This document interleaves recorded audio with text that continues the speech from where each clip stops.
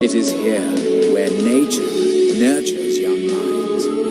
After all, education is the best way to build a nation and bring together students from different cultures, backgrounds, and beliefs. Students from 19 different countries are taking pride in building a stronger, committed, and super confident India. An India that will excel in all competitions and make it to the top without any stop.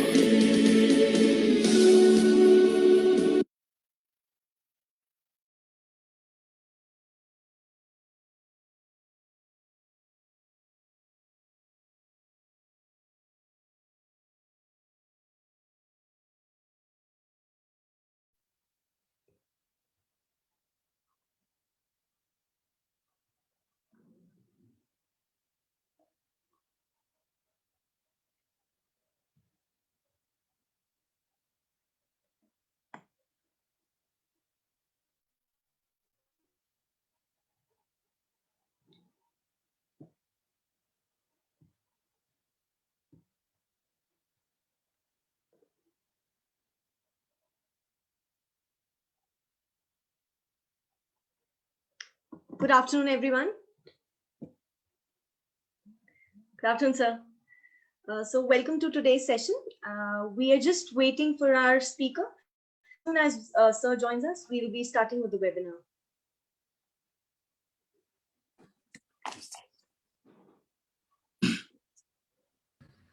He's here already. He's here. Okay, He was well on time, before on time.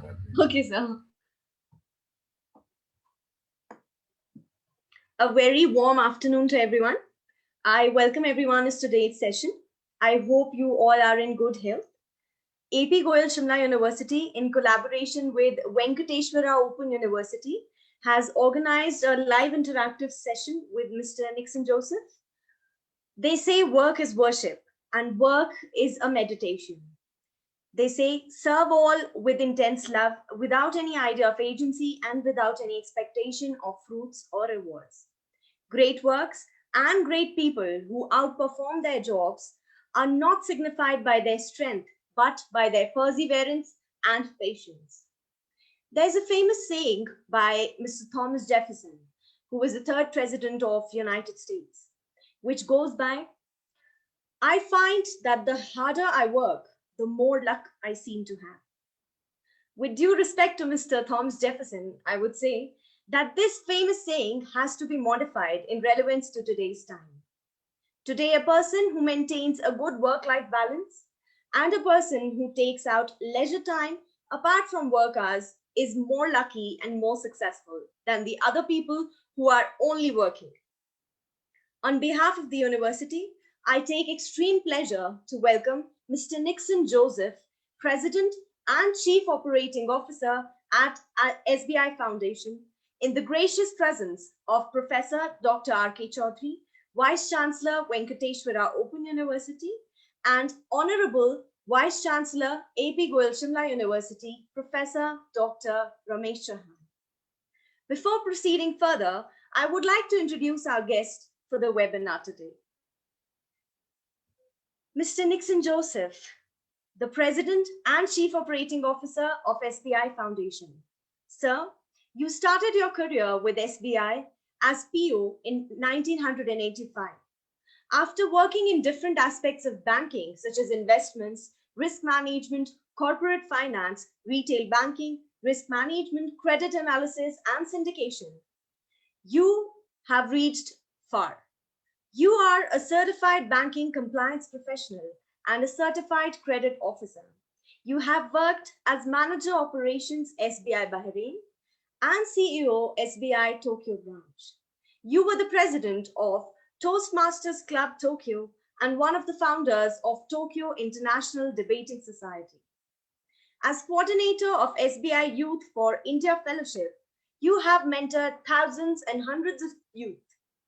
Currently, you are the President and Chief Operating Officer at SBI Foundation, driving CSR activities of State Bank of India.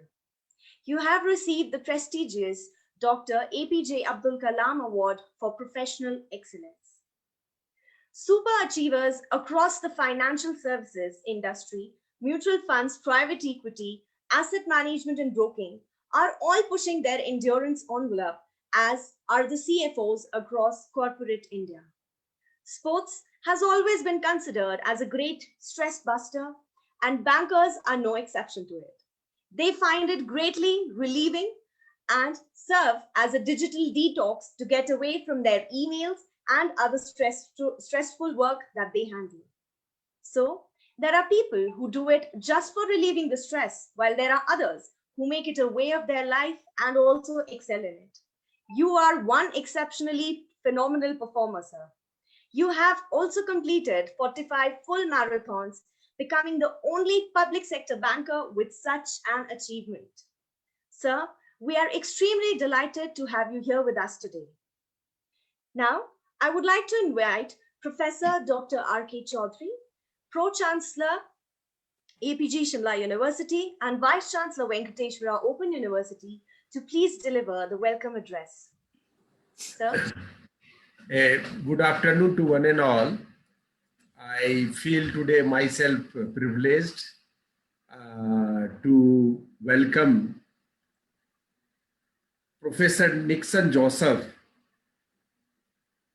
at the webinar to learn from the leader. I will later on explain you why I have specifically say Professor Nixon Joseph later on. The Shimla University, APG Shimla University, Venkateshwara Open University, Sri Venkateshwara University extend warm welcome to Professor Nixon Joseph, presently Chairman, SBI Foundation. And I don't think that he requires any kind of the address and any kind of the any things to say about him. He is a man of award and reward. If we will start to, in a brief profile, if we will present, it will take many hours about Nixon Joseph. But I don't care of all these things. What I highly appreciate Nixon Joseph, he is a wonderful man, a lively man, a real leader, a leader leading from the front, which I met in my life, and I treat it as an asset for me.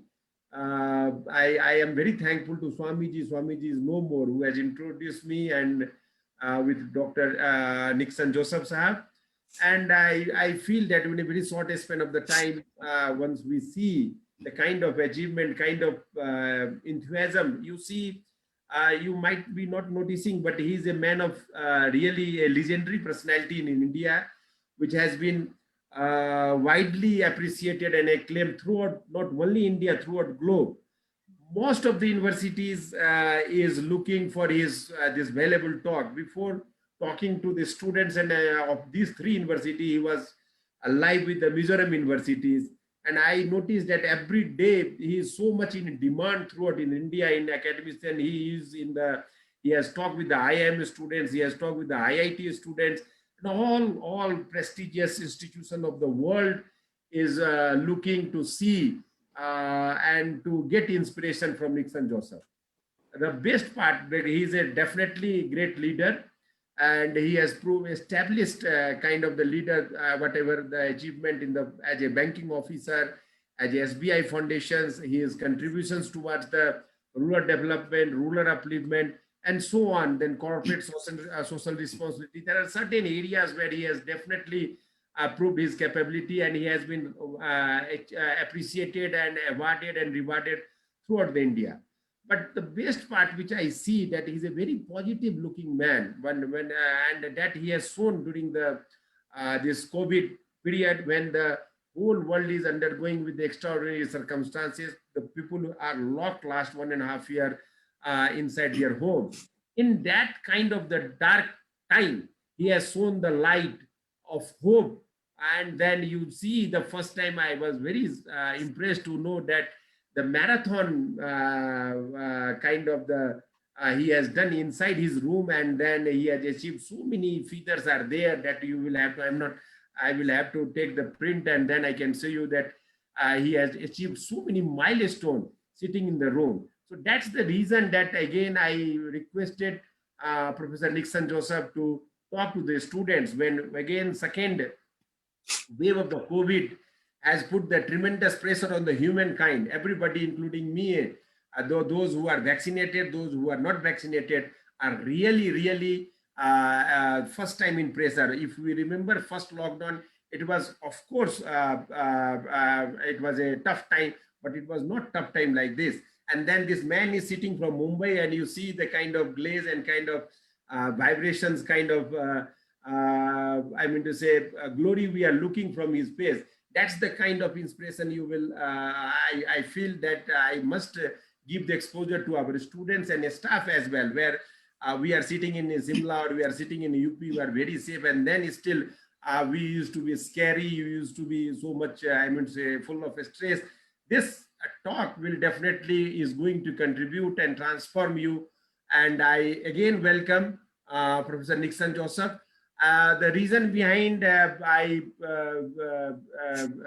said that Nixon Joseph is a professor, we are going to invite him as a visiting professor to the APG Simla University as on 31st of this May. He is going to retire from the SBI foundations and SBI. So we have approached him that, sir, we will be highly obliged if you can contribute your this I mean to say, your interest for the academics, the way the last 1.5 years, the way you have talked with the students and kind of exposure, can the APG Simla universities get benefited. So you are welcome to APG Simla University once again, sir. And without taking much of your time, I will like to that over to you so that we get benefited with your valuable words, learning from the leaders. Thank you, sir. Thank you. So, good afternoon, everyone. Respected Dr. Ramesh Chaudhary, Pro VC, APG Shimla University, Dr. Ramesh Chauhan, faculties, and all the other participants. Thank you very much for having me here today. On a series, it is called Learn from the Leaders. Thank you, Dr. Prachi, for that detailed introduction. After listening to Dr. Prachi's introduction and Dr. Ramesh Chaudhary's compliments on my achievements, I am confused as to whether I'll be able to reach up to your expectations. When Dr. Ramesh Chaudhary asked me to speak or interact with or take a session with the students of APG Shimla University, I told yes. But then I didn't know on what topic I had to take the session. So today, doctor was telling that since COVID-2 has badly affected everyone, I should try to speak and rejuvenate or energize all of you. It is a challenge. I am a corporate social responsibility professional. And I think that at least for some time, I will speak about CSR, the role of CSR, share my marathon running experiences, and then will invite questions from you so that it can bring out more about my experiences. I always believe that a webinar is not a very good form of interacting with students or anyone, but then in the new normal, we have to, this is the only tool before us. And always talks become monologues in a webinar format. So I would try to restrict my talk and then invite a question from all of you. This is my 174th webinar as a speaker since the lockdown was imposed in India. It is 174th webinar, and I'm having another speech in the evening to address global change makers, and that will make the 175th webinar as a guest speaker. Why I mentioned this is that COVID has struck us, lockdown has been imposed. All of us can take a stance that now life has come to a standstill. We can believe that nothing good is going to happen in the future. We may have to surrender whatever we have. I have seen many people getting frustrated, disappointed, seeing what is happening. My approach has been that whenever there is a crisis, accept the crisis and then respond positively.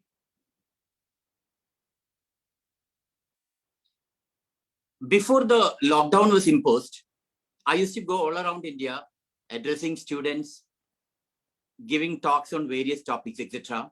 But then after this COVID struck, because of social protocol, COVID protocol to be observed, couldn't travel much. But then opportunities came by way of speaking in the webinars. I could as well have told, no, I'm very busy. I am not interested in giving speeches. But then I thought, if this is going to be the new normal, let us try to accept it and then adopt a new course. So I started giving my first webinar, and then it continued. I'm very proud to tell that I was invited by many organizations, but luckily because of paucity of time, etc., I could accept only this much invitations, and then I have reached 174 webinars till now. It takes a lot of efforts because you have to prepare for the talk. You have to be ready to answer the Q&As. But then I accepted it because it's a great learning experience. When there are many other speakers, co-panelists, etc., I learn from each of them, their perspectives. Also, when students of universities or the participants ask questions, I learn a lot. I understand different perspectives. And therefore, when I complete, after this, the 174th webinar, I personally believe that I have undergone a university course. I think it is much more than MBA, what they don't teach in business schools. I learned a lot interacting with a lot of people. I learned a lot interacting with students, young people. And that is what life is for. Having different experiences. Learning a lot from others. Each interaction is a learning. Today, what Dr. Prachi told, Dr. Ramesh Chaudhary ji told, all these are learning experiences. We learn a lot, knowingly or unknowingly, from all this. So, why I did this webinars continuously was only because I wanted to learn from everyone. Whatever little I know, yes, of course, I would share. But then, main factor was learning more from others. And I told you, I'm looking after corporate social responsibility of SBI Foundation. I will speak something about CSR so that all of you know more about why this importance for corporate social responsibility. See, in 2008, when the financial crisis struck, most of the blame went to business schools only. most of the blame went to MBAs of Ivy League schools of US, Europe, etc. It was told that business schools were teaching students only one value: make more money, make more profit for the corporate as well as for themselves. In fact, it was taught that the business of business is to earn profit only. And we saw the result. Such a business strategy is not sustainable. The interest to make money for oneself will not take any institution or organization further. And so there was a pressure on the business schools to revamp their curricula. With the result, we see that most of the business schools abroad, as well as in India, they have adopted ethics, governance, corporate social responsibility, and sustainability into their curriculum. Because any organization can sustain only if they are socially responsible. If you come to India, people have a dislike for corporates, industries, etc. In spite of the fact that corporates, industries have contributed a critical role in the socio-economic development of India. But still, when we think about corporates, big corporates, there is a kind of hesitancy in accepting that they are doing good. In India, especially, it was so because the industrialization, starting of companies already started with British colonialism and their coming to India. That is also one factor. But still, but why this slight aversion towards corporate is because people think that only a few are empowered, only a few amass wealth. Corporates are one of the reasons for the big gap between the haves and the have-nots. So this is a thought people are having. And that is why there is a lot of hesitancy in accepting the role of corporates. We should understand that though India is a big economic power, there are millions of people still living below the poverty line. There are millions of children who are not able to get a quality education. The fruits of development are not reaching the villagers, live around villages in many parts of India. So there are a lot of developmental challenges in India. And the society feels that business is not doing the role properly in addressing this.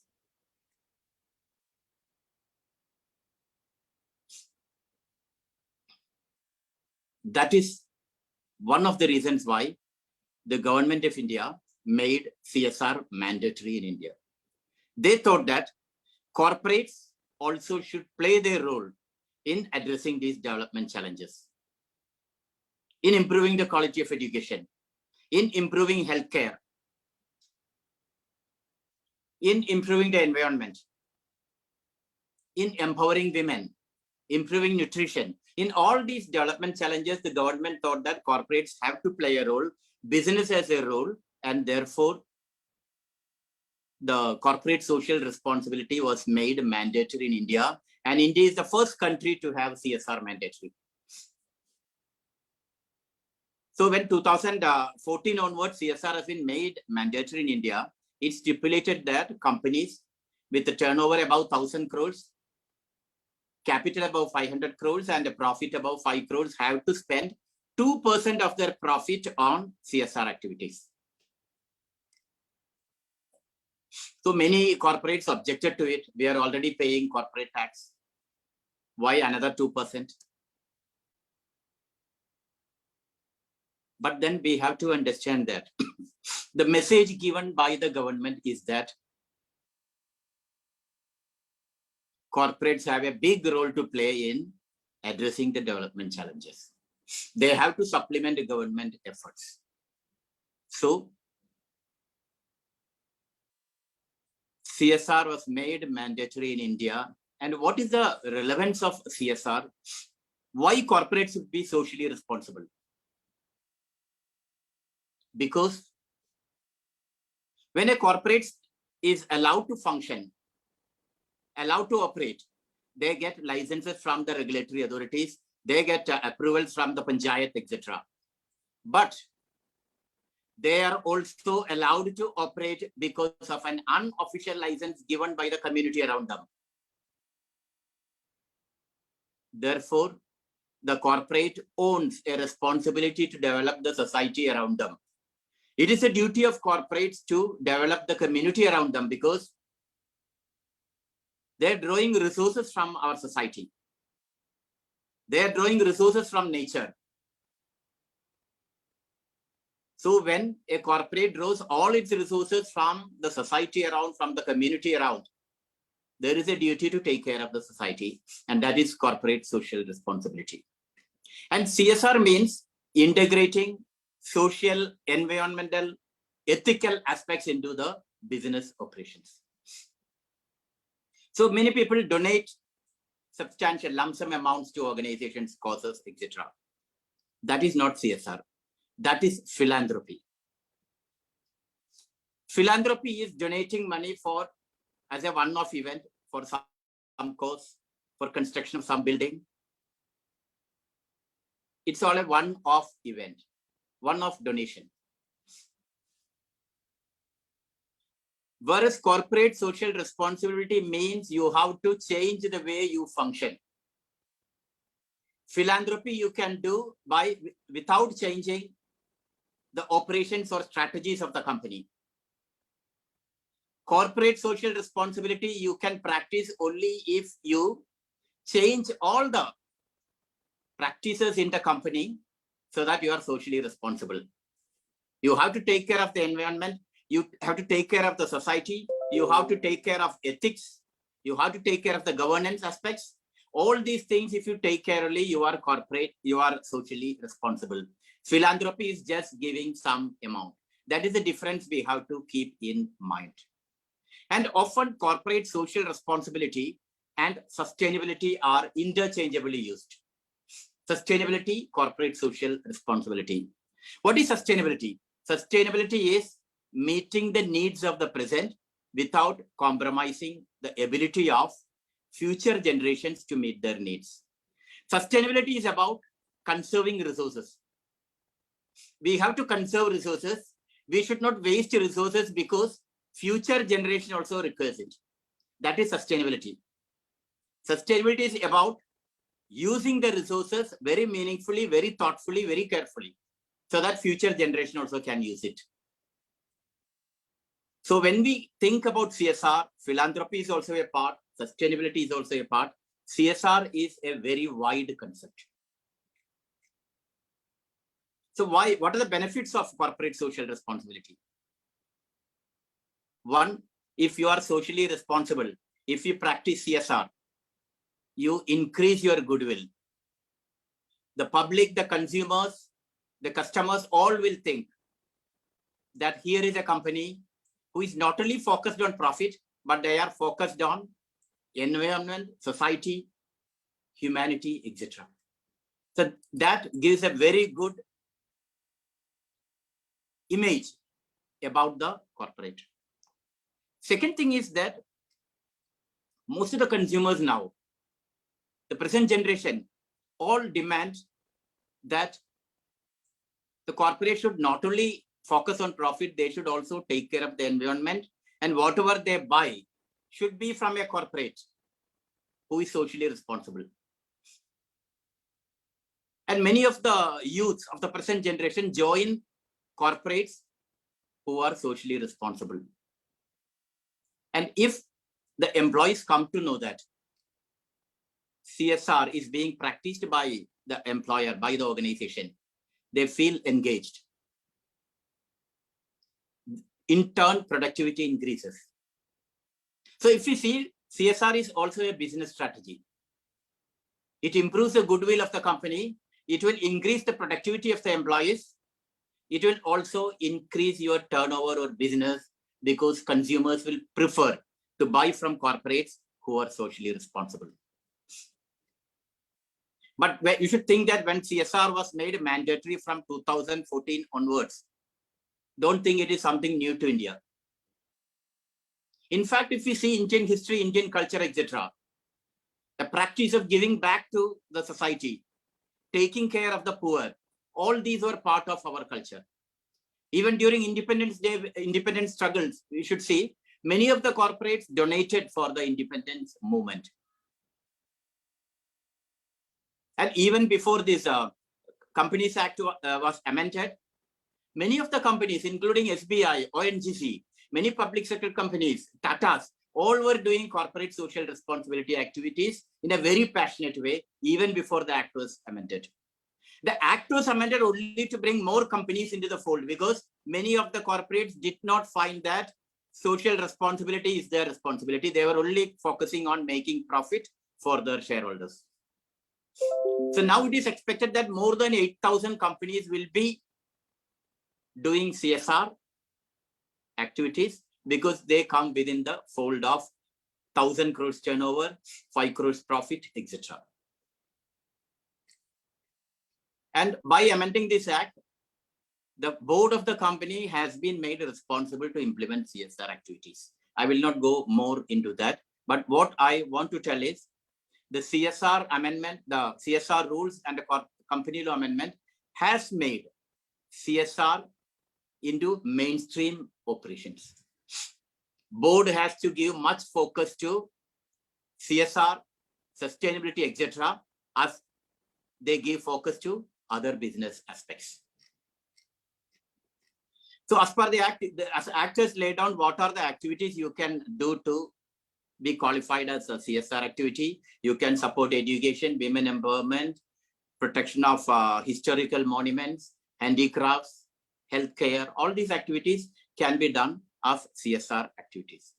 And therefore, you can see when COVID has struck, pandemic has struck, many corporates donated PPE kits, medical equipments, food kits, support to setting up of additional beds. All these were done by the corporates. That it means that the corporates have come to understand that taking care of the society is part of their job, it forms part of their role. So that is evolving in India. Corporate social responsibility is evolving in India. And I'm sure that as it evolves, all the corporates will be brought into the CSR fold in future.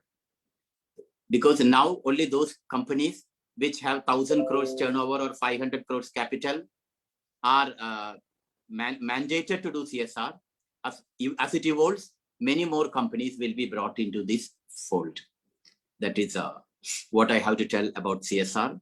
And when I come to SBI Foundation, we have various programs which have been designed and implemented to bring a positive change in the lives of the vulnerable and marginalized. In fact, SBI Foundation was started by SBI in 2015 to bring a change in the lives of the marginalized. So all our programs are focused on that. And one of our program, which will be of great relevance to students of the university, is the SBI Youth for India Fellowship. SBI Youth for India Fellowship is a rural fellowship of 12 months where highly educated youths are allowed to connect with the rural aspirations. We ask the highly educated youths to go to the villages, understand their problems, find a solution to the problems, make a project to address the problem, and when you leave after 12 months, address the issue completely and leave. So since it is a rural fellowship, some of the students may think, no, it's not something very glamorous. It's not our cup of tea. This is for only for graduates who don't have any job. For us, we will go to corporate career. Corporate career is something which we look for, etc. I want to tell that we get 12,000 applications for the 100 fellowships, and 12,000 applications from all over the world. Some students who have studied in Harvard University, Stanford University, Columbia University, London School of Economics, IIMs, IITs, and other reputed colleges in India. And those youths who are leaving their corporate career from Google, from PwC, from Bank of America, doctors, dentists, chartered accountants, leaving their lucrative careers with Infosys, TCS, etc., and joining this rural fellowship. Just think about the glamour of this fellowship. 12,000 applications last year, and this year we have got more than 40,000 applications for the 100 fellowship opportunities. We shortlist around 700 to 800 and then call for an interaction. I interact with almost all the 800 candidates because we want to take those who are passionately desiring to make change, who are passionate to make change, and also those youths who are able to adjust to the discomforts or the uncomfortable situation in rural areas, where mobile may not be available, where internet is not available, whether these youths will be able to adjust. These are the only two factors I see when I select fellows. But luckily, after final selection, we find many inspiring youths. And it is a matter of pride to tell more than 65% of the fellows are girls. Girls who are willing to go to remote villages in India to bring change. And more than 70% of those who join as fellows continue in the development sector, join the partnering NGOs, and pursue their career. Some of them go for higher studies in public policy in foreign universities. But during this pandemic time, when I was interacting with these youths, I asked them a question: whether this is the right time for you to join a rural fellowship when the pandemic is at its peak. And I'm amazed, I'm inspired, our younger generation, those who were shortlisted for this fellowship, 700 of them out of the 300 at least were telling, this is the time to go to the villages. There is no specific time for giving back to society. We are a privileged lot who have got education. Now it is our turn to help the villagers when they are facing the pandemic. So that is the reply they gave. Very inspiring reply from the youngsters. Because we hear, like we read in newspapers, media, only about graduates coming out of IIMs or various universities getting 50 lakh package, 30 lakhs package, 60, 80 lakhs, and we celebrate it. But here as a group of boys and girls who are leaving such corporate careers and coming in, joining this rural fellowship to make change. I will tell one or two success stories. There is a fellow, Anand Watts, who did MTech from IIT Chennai, MTech in mechanical engineering. Instead of going for a corporate career, he joined the fellowship, went to Dance district, Gujarat, tribal district, worked with bamboo craftsmen, made 2 or 3 small simple equipments because of his mechanical engineering background. To reduce the drudgery of the bamboo craftsmen, he made 2 to 3 simple equipments. He made pens out of bamboo, files out of bamboo, toothbrush out of bamboo, all these things. After the fellowship was over, instead of going for corporate career, he went back to the village and started a social enterprise, giving livelihood opportunity to 6 to 7 tribal bamboo craftsmen. Just imagine, instead of being job seeker, he's trying to create jobs and himself also enjoying the happiness of seeing others getting a livelihood. Similarly, there is a girl who was a lawyer in Delhi. She left the legal profession, joined the fellowship, and she started a social enterprise involving women and they are producing bamboo-based jewelry. She's continuing that enterprise even after the fellowship is over. She has told goodbye to legal profession. Why? Because this is an opportunity for youngsters to make change. We all tell that the world we live in is not perfect. No one will tell the world we live is perfect. But if the world we live is not perfect, who has to make change? All of us have to make change. And those boys and girls who join the fellowship, not only this fellowship, many other fellowship, and do volunteering, they're making change. They're trying to improve the world. So this is about SBI Youth for India Fellowship. There are many successful stories here.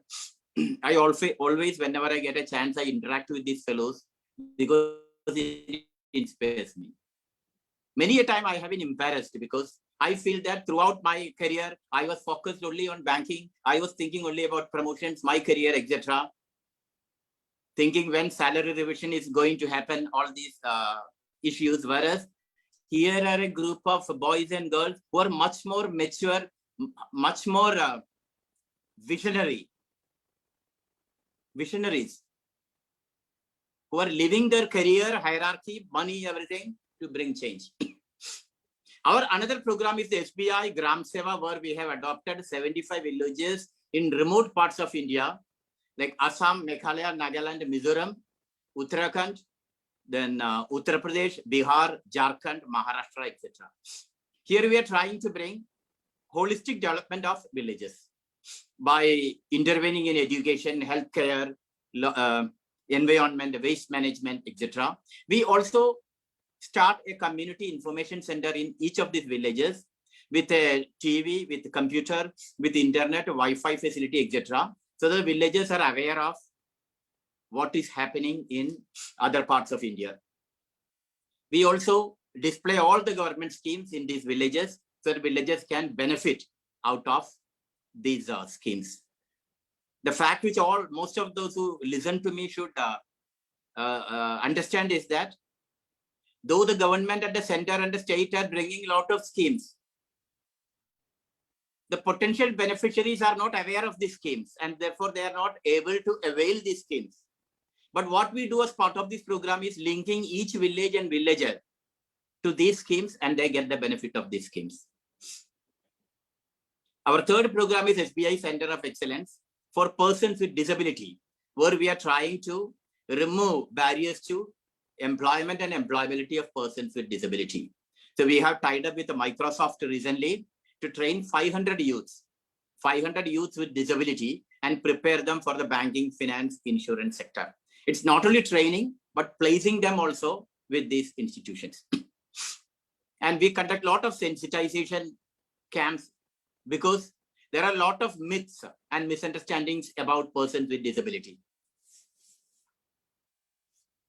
And India has almost 2% of its population as persons with disabilities. And unless we clear these myths and understand them in detail, we won't be able to bring them into the mainstream or make them more productive. There are a lot of myths. Such myths should be removed because persons with disability can equally contribute or contribute more as per their abilities and can improve the productivity of the their productivity, as well as they can also come into the mainstream. This is something which all of us have to do. One of the projects which I am focusing on now is bringing accessibility into institutions. Even after so many decades of independence, our persons with disability are not able to access many of the facilities which we are having. So at least colleges, universities have to be made accessible. And this is something which we owe to them. And then we have programs. When COVID has struck also, we have come out with a lot of programs to address COVID issues. So this is what we do in SBI Foundation. But after telling all this, I would tell all of you that corporate social responsibility does not mean the 2% which is been mandated by the government. No. Corporate social responsibility means how you conduct your business from day one when you start the business. From day one onwards, are you taking care of your employees? Are you taking care of your customers? Are you paying your taxes properly? Are you treating the environment in a very safe manner? Are you conserving your resources properly? In every activity which you do, you have to integrate the CSR vision. Only then you are socially responsible. So when we talk about corporate social responsibility, we should not think only corporates are responsible to the society. As individuals, all of us have a responsibility to the society. Individual social responsibility. See, if you want change to happen in India, each of us have to change in some way, some manner. We have to make some change. And when I speak of individual social responsibility, what comes into my mind is 2020 to 2030 is a decade for action. Action for what? Action for achieving sustainable development goals. And therefore, our youths, our students who are listening to this talk have two important roles to do. See, when I was interviewing some candidates for some position in SBI Foundation, I asked the question, how many sustainable development goals are there? I'm disappointed to know that postgraduates and PhD holders are not able to tell the exact number of sustainable development goals. I asked those candidates, youth who were being interviewed for SBI Youth for India Fellowship, how many sustainable development goals are there? And I am amazed, all of them were telling 17. And I asked you, how many of these goals have you integrated into your daily life? I am inspired and amazed, proud to tell, many of them have adopted some of these goals into their daily life, be it conserving energy, conserving water, or helping someone who is starving, or giving free tuition to those who are not able to school. Many of our boys and girls have adopted these goals into their daily life. I would therefore tell to all those students from APG Shimla University who are listening to this talk, one, you have to read about sustainable development goals and spread awareness about sustainable development goals. Have discussions on this whenever your family, friends, relatives are there, because it is very much required, because if we don't achieve sustainable development goals by 2030, the world will be in a very, very bad shape.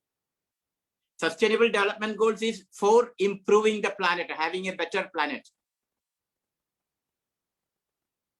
Second, whichever goals is possible, try to integrate, adapt it into your daily life to the extent possible. We cannot be like completely, we may not be able to do it. To the extent possible, adopt it, because if one of you adopts it, it becomes a ripple effect and will create a wave. And the entire students of Shimla University, APG Shimla University, if they adopt it, you just think what a powerful message it will be giving to all the universities in India. And coming to, I don't know how much time I am having.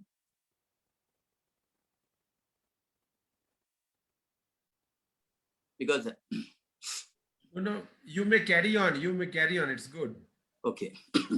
So when I come to like marathon running, Dr. Prachi told that I have completed 45 full marathons.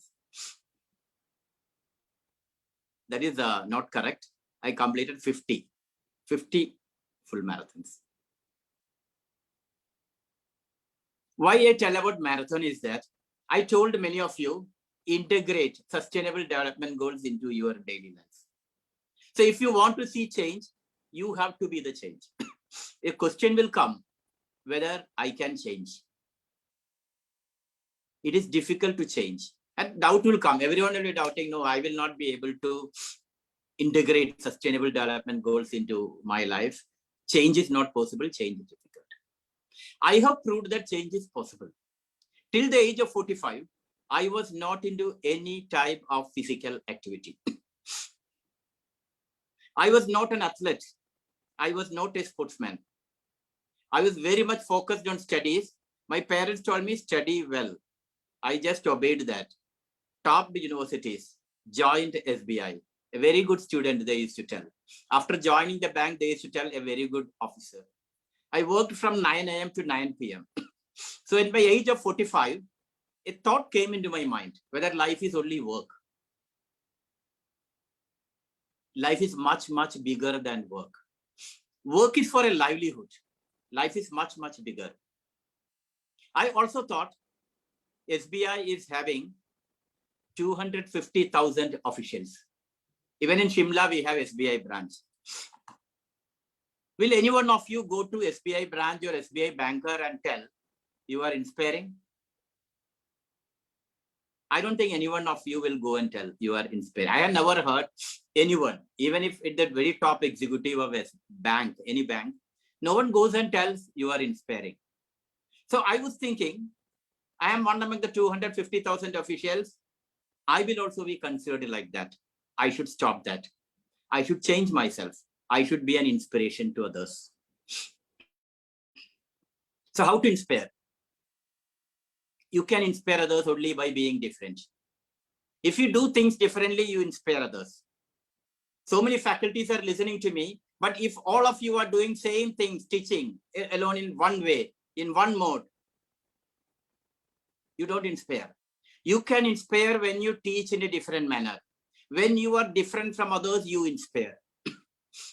When you do things passionately, you inspire. You teach the subject passionately, understanding the role of a faculty, your students will get inspired. So I thought I should do something differently. I was almost 2 months, I was searching what is the thing which I can do differently. And then it came to me that no one in the public sector bank, that is 2005, was doing long distance running. So I decided I will do long distance running. And that is full marathon. Full marathon is 42.195 kilometers. At that time, I didn't even know the distance. How much distance is for the full marathon? I only thought I wanted to be different somehow. Something different I have to do and inspire others. At that time, many of my friends, when they knew that I registered for the Standard Chartered Mumbai Marathon 2005, they came and told me, why are you into all these things? This is something which you should not attempt. You will not be able to complete even 2 kilometers. You are only a good student, focus on studies, do some MBA, do something else. Why you go into these activities? Then I was thinking, all of us just like have a review. We have been brought up listening to a lot of opinions. You are not beautiful. You are ugly. You will not succeed in life. You are only a good student. You are not good in sports. You will not be a public speaker. You will not never become a good dancer. You will not become a good poet. You will not succeed in life. All these opinions come to us from various quarters. Over a period of time, we believe all these things. We live in a prison of these beliefs because we don't attempt anything out of that because we believe all these things. I also believed I'm only good as a student. One of the beliefs I had was I will not be a public speaker. This also was in opinion given to me, and I believed it. So at the age of 45, when this was there, I thought I'm going to come out of this prison. I'm not going to accept any of these beliefs. Whatever is good for me, I'm going to do. So I try to come out of this prison, and I tell everyone who is listening to me, there are a lot of beliefs like that. Break open this prison and come out if you have to live life to the full potential. Don't listen to what others tell. Understand your potential and come out of this prison. You will be starting to live life. So the race day started. After I didn't have much practice because of the bank work only. I couldn't practice much, but there was strong desire in me. I should do something different. I started the race after 8 kilometers. I could not move forward. I was fully exhausted. My legs were paining. Entire body was aching. Joints with lot of pain. My body is not allowing me to go forward. I was thoroughly dehydrated. So I didn't know what to do. At that time, I thought I will surrender. Then these thoughts came into my mind. If I am surrendering now, I will not be different from others. If I surrender now, I'm only reinforcing the opinions given by others that I will not be able to complete even 5 kilometers. And no one compelled me to register for the marathon. I did it myself. I will keep on trying. I dragged myself to 42nd kilometer finishing point and completed my first full marathon, taking 6 hours 45 minutes.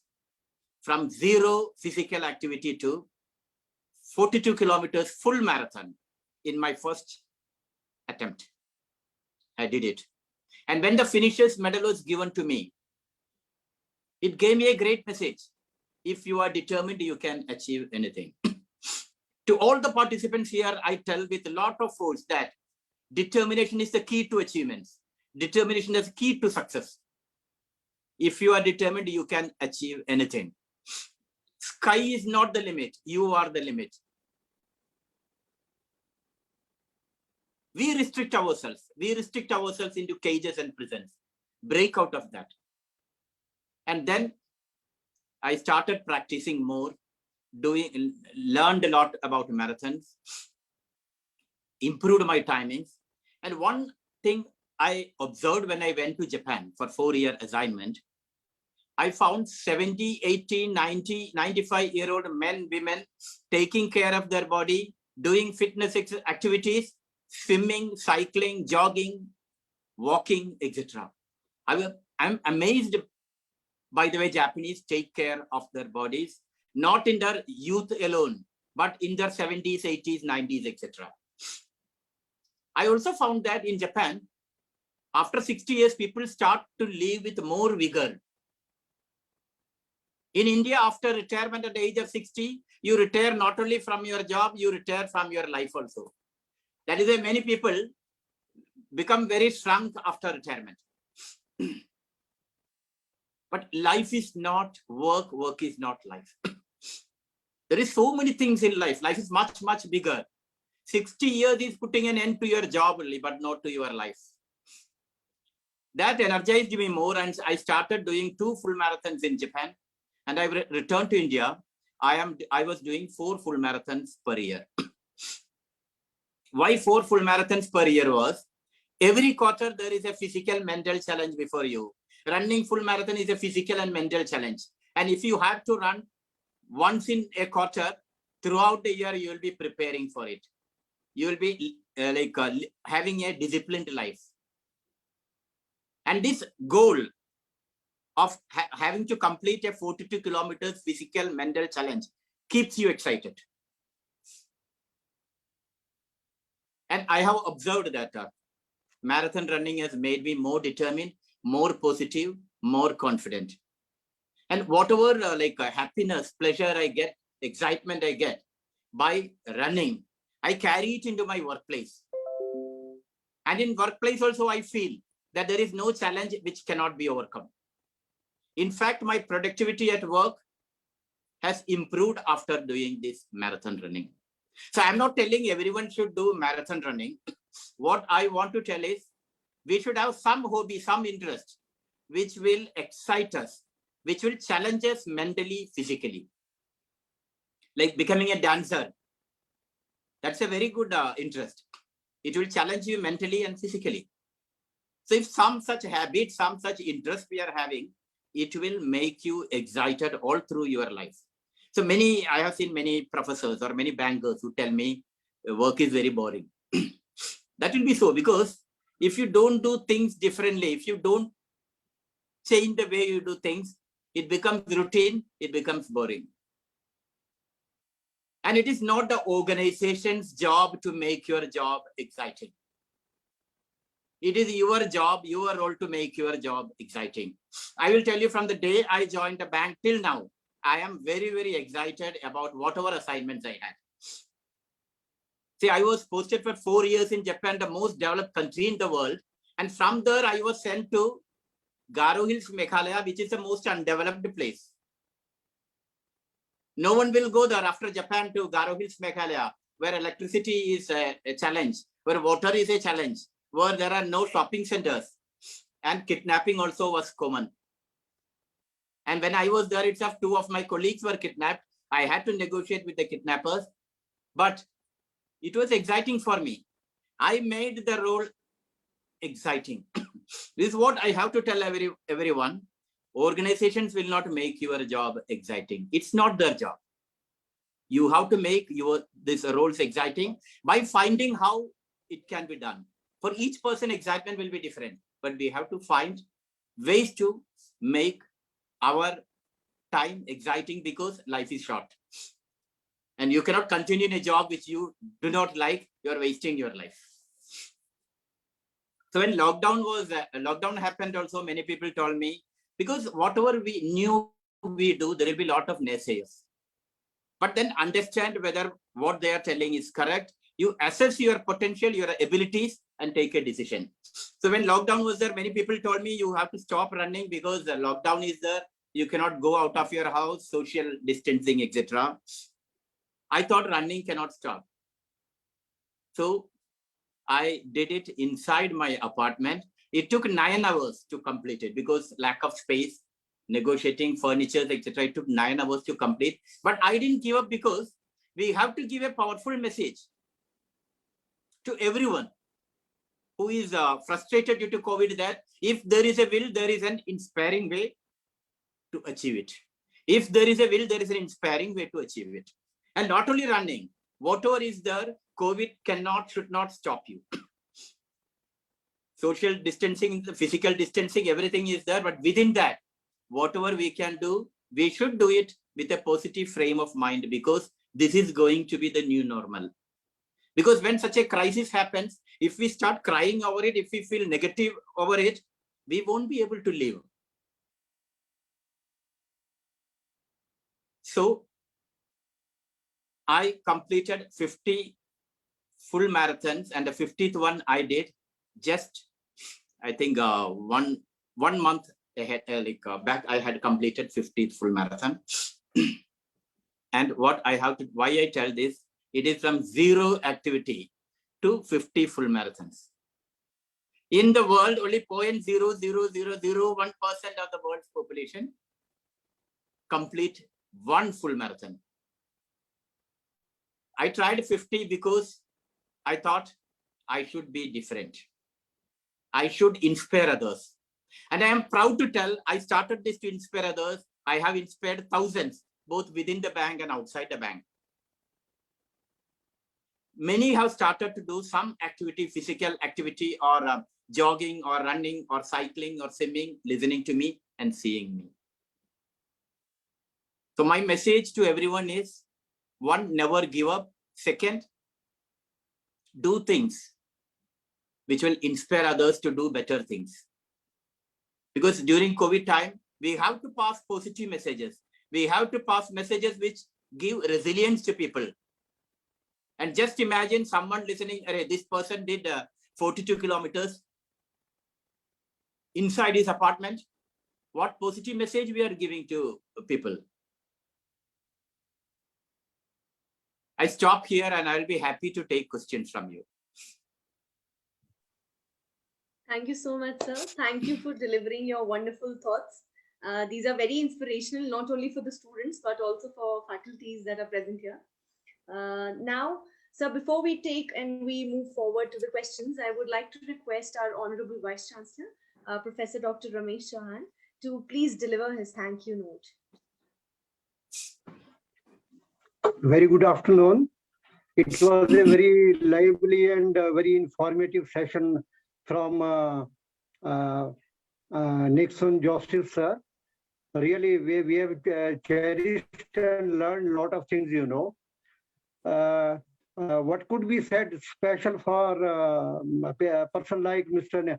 Nixon Joseph Sahib is his commitment, which I feel, you know, and hard work, dedication, passion for a cause, and above all, I think disciplined life, without which we cannot achieve all these things, you know.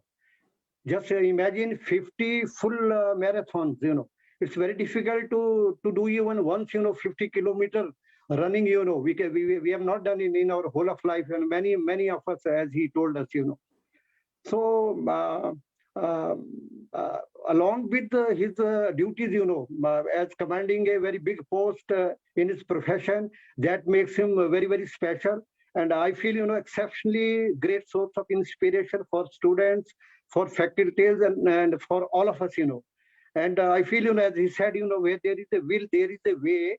And sky is the only limit if we work very hard for achievements, I give one message that provided students have good company, do not waste their precious time, do not fall prey to waywardness of mind and seeking pleasures in bad company prematurely. And all these things are very important. And some of the information which he gave, like this corporate social responsibility, the difference between CSR and philanthropy, so we have become clear about it, Otherwise, we think that it's all philanthropical works, which these people do. And he has said many things, Actually, the message is that we should not surrender to failure, It's the biggest message which he has given, And we have to be determined, till such time we achieve it, And last line which he said is never give up, So I feel these are the things which has touched my mind. On behalf of Al Prakash Goyal Shimla University family, I thank you, sir, very much, Mr. Nixon Joseph, sir, Sahib, for sparing your very precious time for the webinar that has benefited and inspired all of us in many ways, sir. And besides this, I also thank Dr. Professor Chaudhary Sahib also. He is a dynamic leader and he is our Vice Chancellor and Pro-Chancellor, and he is presently a Vice Chancellor of Venkateshwar University also. We thank him for his guidance. It is only he behind us, for his guidance and for his having invited people like Mr. Nixon Joseph, sir, for the webinar, Besides, I thank all my team, my IT team, and faculties, teachers, and dear students of AP Goyal Shimla University. Thank you very much. Thank you so much, sir. Now I believe it was a memorable speech by Nixon Joseph. We must keep record of it. If the students would have listened you, I think that you have proved everybody wrong. Those who have predicted that you cannot be a good speaker, those who have predicted that you cannot be a marathon and you cannot be a good, successful leader, IT professional, I would say the corporate professional, you have proved everybody wrong. And I am sure that again, you will going to prove everybody wrong, that you will be going to be a very, very dynamic professor and joining the teaching fraternity and benefiting, and you are going to bring so many laurels. I'm 100% sure so many honorary PhD will be awarded to you for your contribution. Thank you, sir. Thank you. I'm very happy to have a friends like Nixon Joseph. Over to Prachi. Thank you so much, sir. Now moving forward with the questions, we are also live on Facebook, on our Facebook page. So we are getting in so many questions from the student, but we have little time, so we'll be taking 3 or 4 questions only. So, sir, there is one question from Shreya. She wants to ask, what was the impact of COVID-19 on marathon and the marathon runners? It's a very good question. And due to COVID, what happened is all the marathon events were cancelled all over the world. So I also used to register for various marathons in India. All of them got cancelled. But then, as I told you, I started running inside the apartment first and then in the residential complex later when the protocol was relaxed. So the impact of COVID on marathon is that all these events got cancelled. And even the Olympics, which is to be held in September, is very, very doubtful whether they will hold it. So that was the effect on a marathon. But then I would tell that people who have considered fitness as their priority have found ways to address it. It's all a question of priority. Many people ask me how I find time for webinars, how I find time for office work, how I find time for running, practice, etc. I tell everyone that it is a question of priority. If running is a priority, you will find time for that. If speech webinar is a priority, you will find time for that. So it's all a question of priority. Because many people tell we are very busy, we can't do all these things. It's all a question of priority.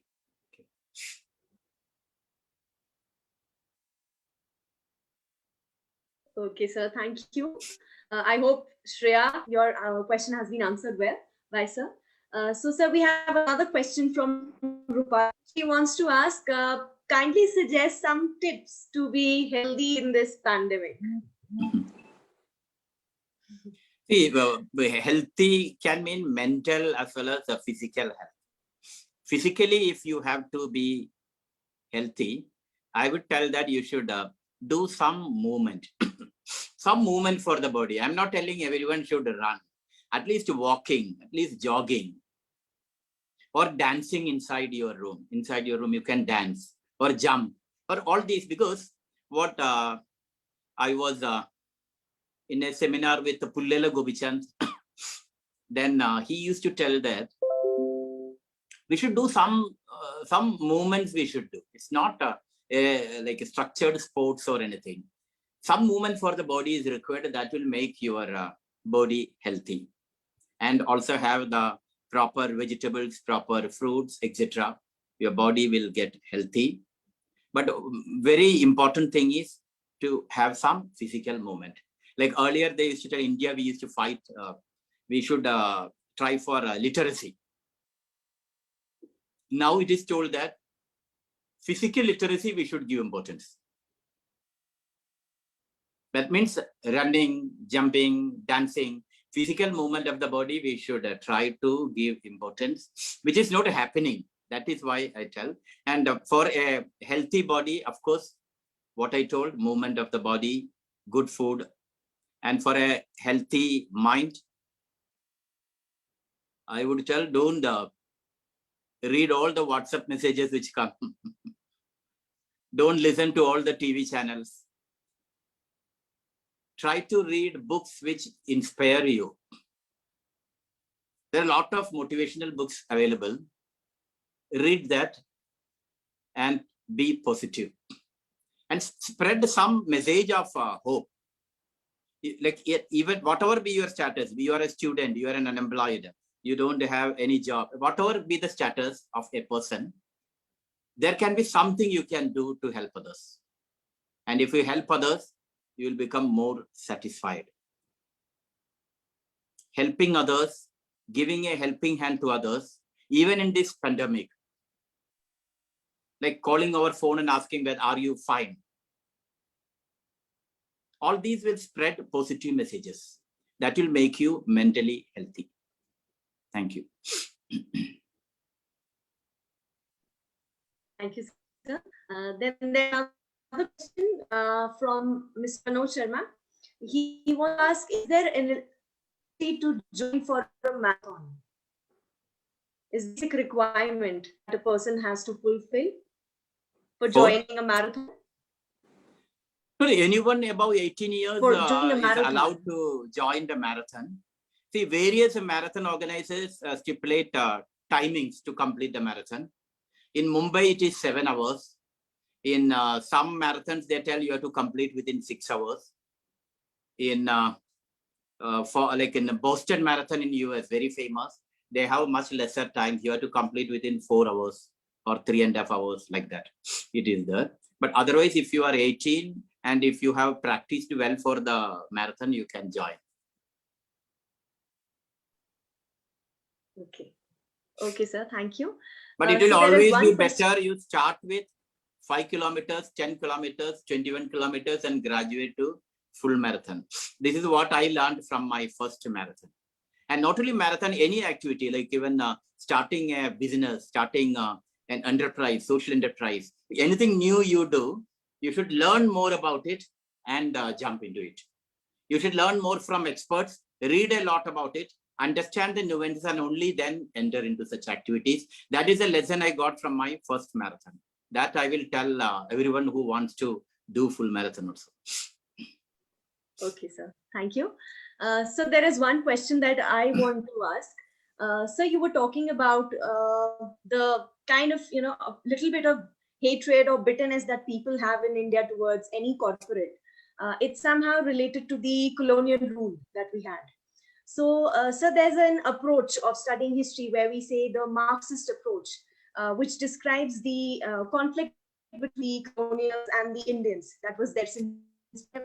So, sir, like corporate social responsibility is a topic which is somehow fitted between the corporates and the government.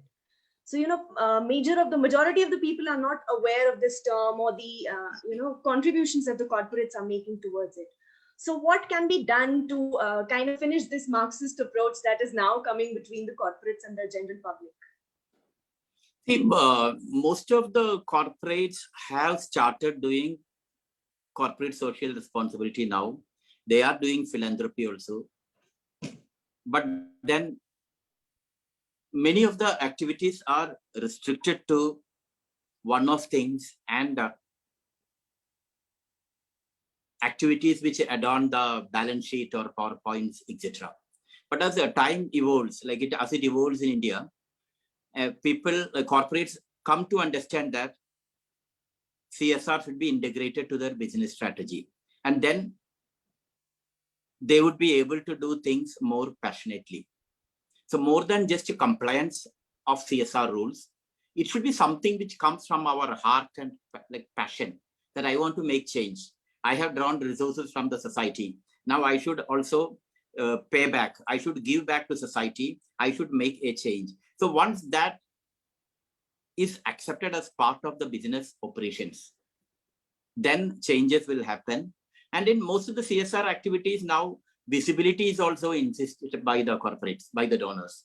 So if you are donating something to Shimla University or something, then we insist that our name should be there, banner should be there, whatever you stationery printing you do, in all these things our name should be there. All these we insist, visibility is happening. And now I think many of the people are aware that corporates are having some funds to spend for social service activities.